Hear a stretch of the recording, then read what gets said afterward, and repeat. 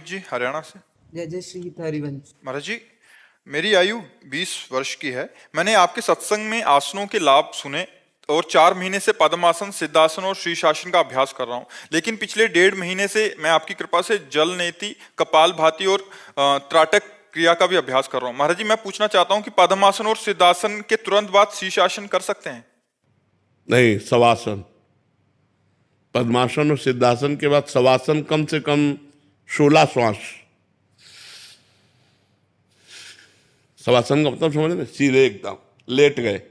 पद्मासन और सिद्धासन के बाद कम से कम 16 श्वास शवासन होना चाहिए, 5 मिनट 10 मिनट। इसके बाद आप फिर सिरासन कर सकते हैं। हाँ, तुरंत नहीं, तुरंत नहीं। पर हर आसन के बाद जो नया आसन करना है, जैसे अब पद्मासन है तो कम से कम 45 मिनट बैठना होगा। फिर जब उसकी हम सिद्धावस्था की तरफ जाना चाहते हैं कि आसन सिद्ध हो जाए, तो 3 घंटे बिना हिले डुले सिद्धासन और पद्मासन में। अब उसके लिए रिलैक्स चाहिए। दूसरा आसन करने के लिए हम पहले सीधे लेट जाएं, 10-5 मिनट सीधा, कम से कम 16 श्वास। फिर इसके बाद हम नया आसन प्रारंभ करें।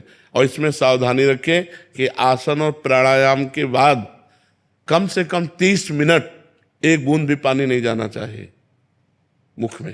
महाराज जी, जैसे मतलब सुबह कॉलेज जाना होता है तो मैं जल्दी उठ के सबसे पहले पद्मासन या सिद्धासन लगाता हूँ, तो मतलब अंतराय होना चाहिए। स्नान और उसमें कितना अंतर होना चाहिए?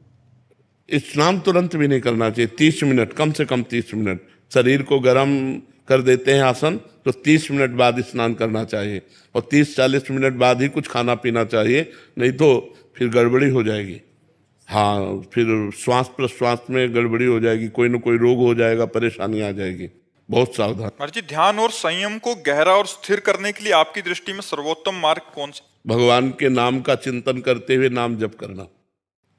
जैसे राधा, बस राधा का ध्यान कर रहे, राधा नाम का, और बार बार राधा राधा राधा राधा, इससे बहुत जल्दी लाभ मिल जाएगा। कभी कभी मतलब ऐसा होता है कि जैसे कि अभी पिछली हमारी जो राधा अष्टमी बनी थी राधा केली कुंज में, उसमें जो चारों वेदों के मंत्रों का पाठ किया था, तो उसको लगा के उस पर भी ध्यान लगाने की कोशिश करते हैं, ठीक है?